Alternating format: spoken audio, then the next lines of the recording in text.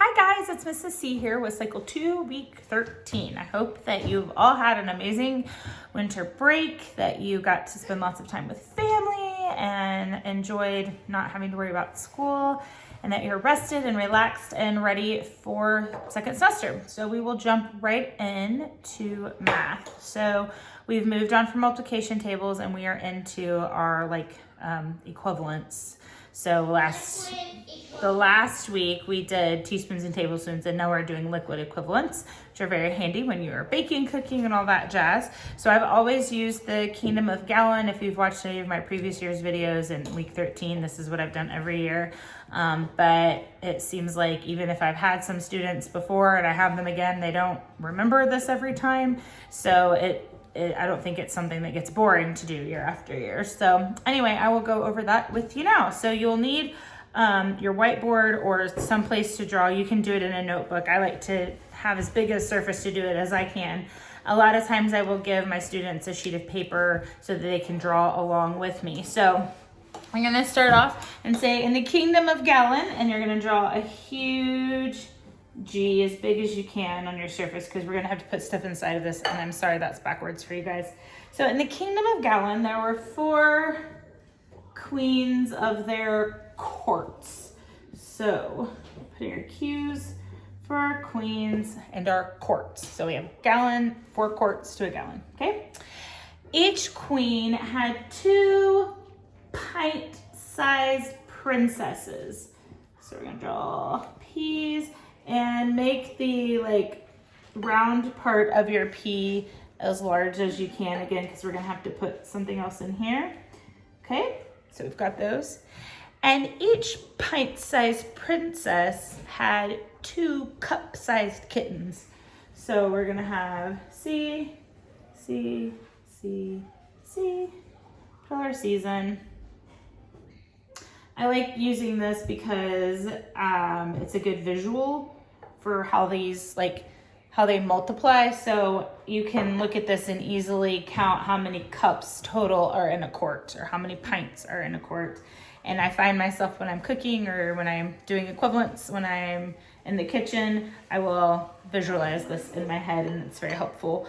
So each of our cup-sized kittens drank 8 drinks, I guess if you want to be present tense, drinks 8 fluid ounces of milk every day. So then inside each of your C's, you're gonna do an 8. That's why you wanna start off big. Wow, my handwriting is special today. You can tell I've been on break for a couple weeks. So, all right. Once you get all of this done, you can then work forwards from here. So we kind of worked backwards from how it listed in the guide, because in the guide we go from fluid ounces to the gallon, and from here we went from gallon to fluid ounces. So now that we've got this all up there, we can say 8 fluid ounces equals 1 cup. How many cups do we have? 1, 2. 2 cups equals 1 pint. 1, 2. 2 pints equals 1 quart. 1, 2, 3, 4. 4 quarts equals 1 gallon. So that's the Kingdom of Gallon. In the Kingdom of Gallon, there were 4 queens of their courts. Each queen had 2 pint-sized princesses. Each princess had 2 cup-sized kittens, and each kitten drank 8 fluid ounces of milk every day. So that's our Kingdom of Gallon, and that's what I'll be doing for math. If you have them do it on their own paper, it's nice because they can take it home and work on it at home. But if you don't want to do that, if you have little ones and maybe their writing skills aren't quite up to par, just do it up on the board and let them do it along with you. All right, so that's math. Moving on, Latin is going to be a repeat of first couple weeks of first semester, so the kids should already be familiar with this. And it's the first one. It's like the first one we learned. I always feel like the first few that we learned are a little more solidified in memory than some of the latter ones. So we have OST, mustis, ent, and what we remembered, our cue for this was, oh, a present for me, because it's present tense. And then you can also say, oh, you mustn't, oh, don't give me that. So this helps us remember those. So that's our cue. I will probably, because it's first week back, similar to how I did our first week in class, I will probably bring my I have a little like cardboard box that looks like a present, and I usually put like Smarties inside of it, and then we sing OST Mustisent, and when it ends on you, you can take something out of the box. So that's probably what I'll do, kind of like a happy hot potato. You're not out when you get it, you just get a little present when you get it, and I'll make sure everybody gets a little something out of the box. So that's what we will do for Latin. For English, we are working on our last section of indefinite pronouns. So we started on this week 11, yeah, week 11, and I printed out the whole list for my class just in like a strip, and we kind of folded them, so we just have each section, so week 11, week 12, and week 13. And so what we would do is we would sing through our section for that week, and then we would try to like fold it where we couldn't see it, sing through that section, and then finish the rest of it. So we've learned 2 sections now, and we're on to the 3rd section of that paper, and they've just been keeping it in their, we have little bags with their supplies for class, and I've just had them keep them in their bags. So if you don't have those, they are also in a list. It's just not as easy to, it's on more than one page, so it wasn't as easy to copy as like last year when we had all of the prepositions, but they are back in the back with all of the proofing sheets for Memory Master. They are just, again, they're on page 164 and 165, so you could just copy this page, but it goes from this page to this page, so that's why I've just printed my own. Anyway, so we're singing it to a song. I've just found with these lists, that's generally the best way to learn them. So the song goes as follows. All, another, anybody, anyone, anything, both, each, either, everybody, everyone, everything, few, many, more, most, neither, nobody, none, one, other, several, some, somebody, someone, such. So the part that I get confused is nobody, none, one. That's always my tongue twister part for me. I don't get confused, it's just a tongue twister for me when I'm singing it. So I'll sing it one more time for you. We've been singing this for a couple weeks. Hopefully they've been practicing it over break. They might not, so you might have to refresh them, but we'll just sing through it a few times. I'll let them use their list. They can try to challenge themselves and see how many times they can sing through it. I do want to suggest that sometimes when we're doing something really simple like this, it can seem a little too simple, which is fine, but you can make it a little more engaging in letting them pick a position. Like if they want to lay on the floor with their list and sing it, let them move around and do that. Have them do a wall sit while they're doing it. So you can do something very simple like using a song, but then add in an easy movement. You're not having to change positions every time, but let them move around a little bit and then see if that it breaks it up a little bit for you, especially with an older class where, you know, doing the voices or singing it funny or whatever isn't as exciting as it used to be when they were 5. So the song again goes, all, another, anybody, anyone, anything, both, each, either, everybody, everyone, everything, few, many, more, most, neither, nobody, none, one, other, several, some, somebody, someone, such.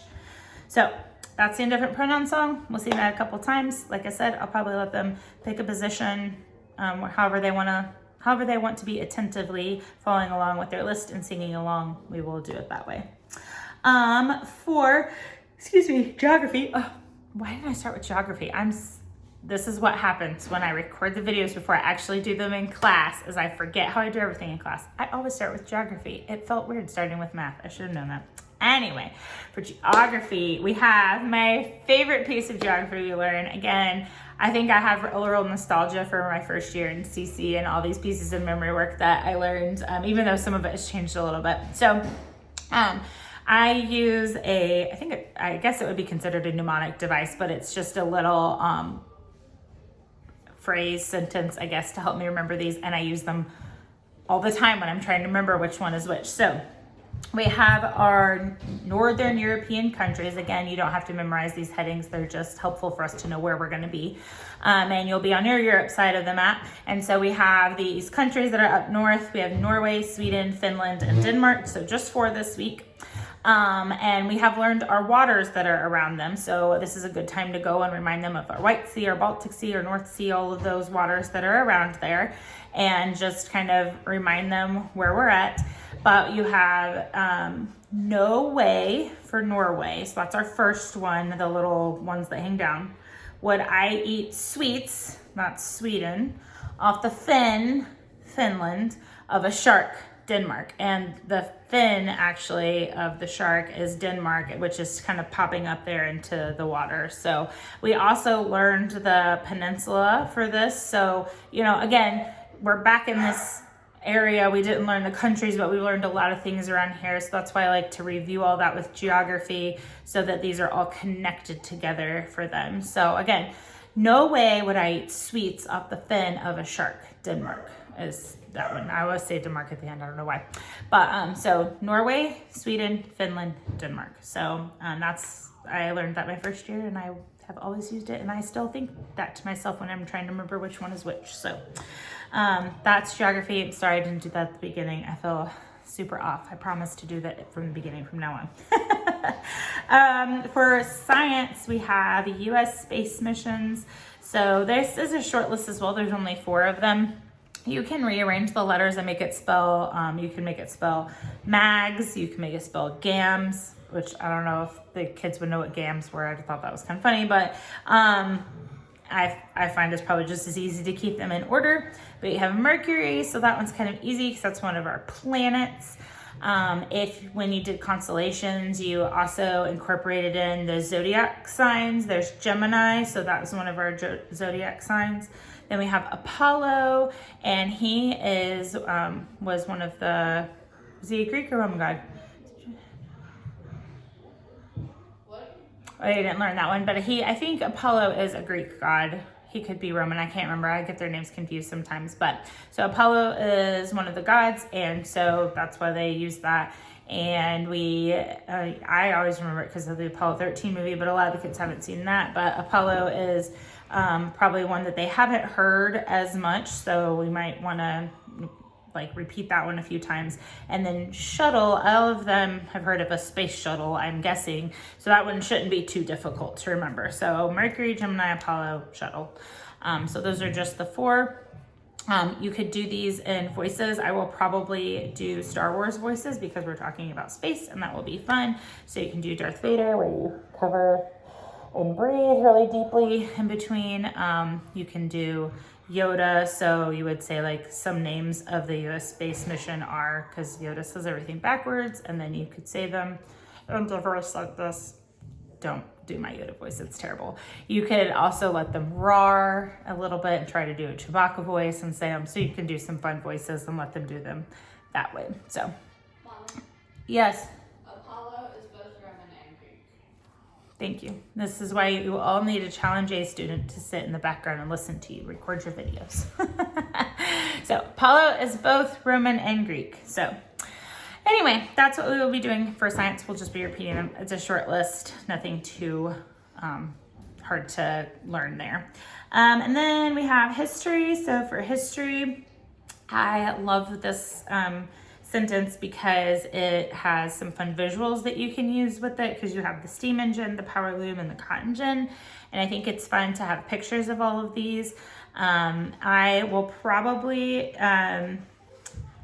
I'll give you suggestions for different ages. So for the younger kids, when I did this one, I printed a picture of the steam engine, the power loom, and the cotton gin, and I brought in one of those wooden train whistles, and we choo-choo trained from the room around the room from one invention to the other. So we would choo-choo to watch steam engine, then over to Cartwright's power loom, then Whitney's cotton gin, and then finish up by talking about the Industrial Revolution and kind of go around our room, which was our train track. They all wanted to take a turn. You probably won't have time, especially if you have full class, for everybody to take a turn blowing on the train whistle and being the leader. So you might want to stay as the leader and then give everybody maybe one chance to blow on the train whistle if you choose to do that. Or if you have enough train whistles, maybe everybody can have a whistle and blow. But that might get a little loud. So do that at your own risk. For the older kids, probably what I will do is print some pictures and cut up in like a puzzle and let them put that together while we're singing through the song. I don't feel like my class would like love choo-chooing around the room. So I probably won't try to make them do that. And we'll just kind of put that together as a puzzle with all the pictures of those inventions because they're pretty cool to look at. So I'll probably include one of each of those and then a big number 1760 for the year for that. So that's what we'll do for history. And then we're down to timeline. So timeline, we're into a new age, which is exciting, and it's very dramatic, the intro into it. So our first is Age of Exploration. So similar to how we've done any of the explorers, you're just gonna put your hand up and move around like you're exploring. Then we have Prince Henry. So we're gonna make a P. A P looks like you're doing a 2 or a peace sign, and your thumb is gonna touch your second knuckle of your middle finger. So that's your P, and we're gonna go for our shoulder to our hip, like when we do our sash for royalty. So we have Prince Henry Founds, and then like you're driving the School of Navigation. Slave trade, so we're gonna cross our hands like this, like they're bound together, slave trade. And Africa, again, our sign for Africa, it's kind of like you're doing the shape of Africa. So you're kind of doing that big, like the horn part that sticks out and then it comes down to a point, so of Africa. Then we have Gutenberg, we're gonna make a G. A G looks like you're getting ready to pinch something. So we have Gutenberg's, and then taking that G and kind of turning it over sideways onto the palm of your hand, you're gonna go like this, like the printing press as it moved up and down and printed. So Gutenberg's printing press, okay. And then we have Songhai, which was another rich civilization. So we're gonna come down gold from our ear, and then we're gonna do our sign for Africa again. Again, big around down to like the tip down in Africa. So our Ivans, we're gonna do an I for Ivan, and anytime you have somebody great, you go like this, because they're so great. So Tsar Ivan the Great. Of Russia, with Russia, you can't ever see when I do this. Your hands go like this down on your waist, and you just kind of tap on your waist like that. So, and then the Spanish Inquisition, we're going to bring our fingers from our shoulders, and we're gonna bring it around and loop our hands like this. And this is like the capes that you see in the Spanish Inquisition that the Inquisitors wore. So you just kind of bring your hand around like that. Spanish Inquisition. So those are all of our timeline. I think that's everything. So I hope you guys have an awesome start to your semester. I'm excited about great artists this time around. I like these artists a lot. And I will see you back shortly, because I'm gonna try to do all of these, but with weeks 14, 15, 16, 17, 18. Yeah, gonna try to get all 6 out in the next few days. So hope you have an awesome start to your semester, and I will see you back soon. Bye.